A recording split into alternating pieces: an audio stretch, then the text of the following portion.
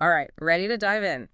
This week, we're tackling Graham Watts. Well, I like Watts. I'm excited to dig into his work. Yeah, he's a Canadian artist, and his stuff really captures that British Columbia energy, like from the city vibes to those incredible We're landscapes. talking about those bustling Vancouver scenes Hmm. alongside those like peaceful, majestic Whistler mountainscapes he does. You got it. And you know me, always up for a little behind the scenes action. We've got his website and artist statement, which I think will be super insightful. Perfect. Love getting that peek behind the curtain, seeing what makes an artist tick. For sure. So, first thing that struck me, Watts finds inspiration in these like totally opposite environments. Hmm. On the one hand, he talks about Vancouver and it's like rhythm and harmony, Yeah. finding creativity right there in the city's buzz. It's so interesting how he takes that urban energy and puts it onto the canvas. Like take Urban Flow, for example. I don't know if you've seen that one. Urban flow. Oh, yeah, one of Yeah. my favorites. It's like he took those old impressionist cityscapes, those Parisian street scenes, and made them totally modern, totally West Coast. Totally. That connection to Impressionism is spot on. But then, even though he clearly gets energized by the city, he also talks about how Whistler really speaks to him. Yeah, and not just the landscape itself. He mentions how the people there inspire him. He says they represent truly living. Makes you think, what does truly living even mean to Watts? And how does he show that through his art? Such a good question. I think for him, it's about connecting to something bigger than yourself, Yeah. whether that's nature's beauty or the city's energy. Hmm. And we see that reflected in his art, this kind of duality. So it's deeper than just what he paints. It's the why behind it, right? He's drawn to these places and people that have a certain something, a zest for life, maybe? And he wants to like translate that onto the canvas. Exactly. And I think that's key here. It's the core of his whole artistic philosophy. He's not just trying to recreate what he sees, he's trying to bottle the feeling, that underlying energy that makes it unique. Okay, I'm hooked. We've talked inspiration both urban and natural, but now I want to know about the process. Like, he uses this phrase, sculpting with vibrant colors and textures. That just jumped out at me. Such a vivid way to describe his technique, right? You get Huh. the sense of it being really physical, almost tactile, the way Yeah. he approaches painting.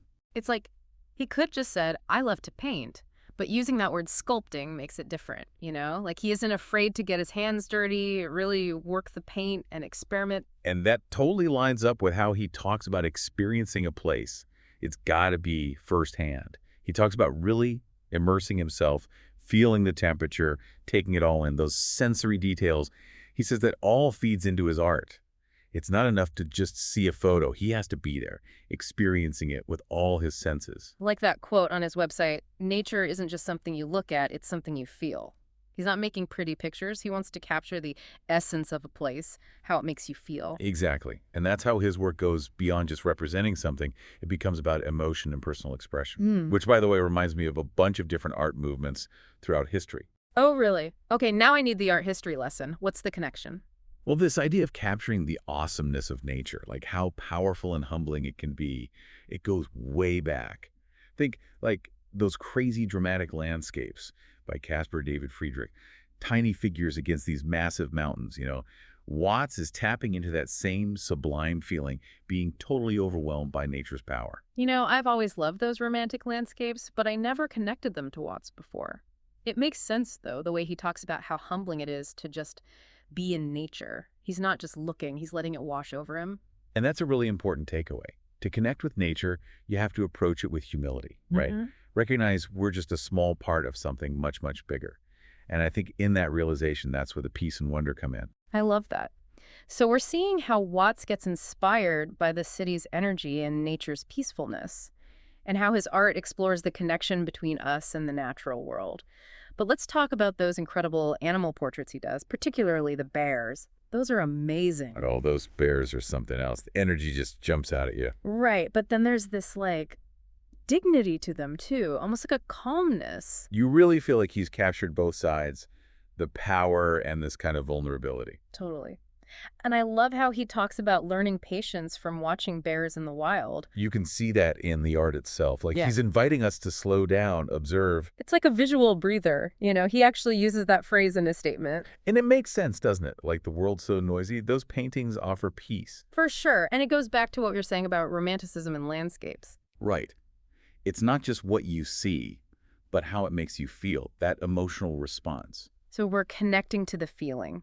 And it sounds like Watts really wants to bring out joy, peace, that connection to nature. Exactly. I think that's what gives his art such power. Hmm. It's not just about looking at something pretty. It's about remembering how amazing the world is. It's like he's saying, look, if I can find this much joy in nature, maybe you can too. Subtle, but yeah.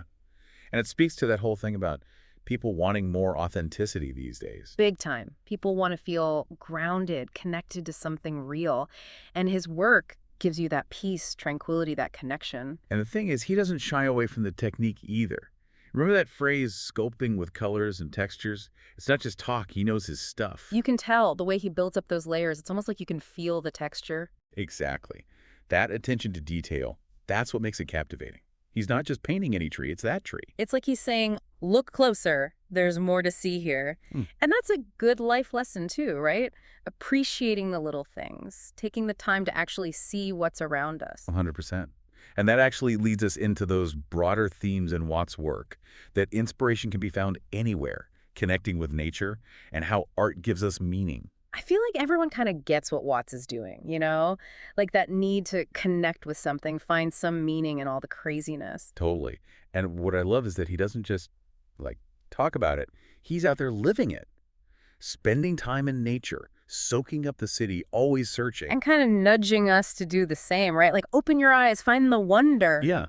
You don't need to travel the world. Just pay attention. That's all it takes. It's funny, at first I was just like, wow, these paintings are gorgeous. But the more I learn about Watts, it's like there's this whole other layer. It's a journey, right? That search for meaning, something bigger than ourselves. Yeah.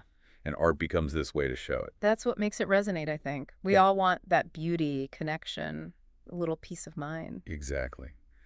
So as we wrap up our Watts deep dive here, what's your big takeaway? Good question. I think it's that reminder that inspiration is everywhere. Just got to be open to it. Love that. Yeah. And Watts has definitely inspired me to do just that. Slow down, appreciate the little things, you know? Me too. And hey, maybe he'll even inspire some people listening to pick up a paintbrush themselves. There you go. You don't have to be a pro to enjoy getting creative. Right. Painting, writing, whatever. Just get out there and explore. And on that note, we'll wrap up our Graham Watts deep dive. Until next time, everyone, keep those creative sparks flying.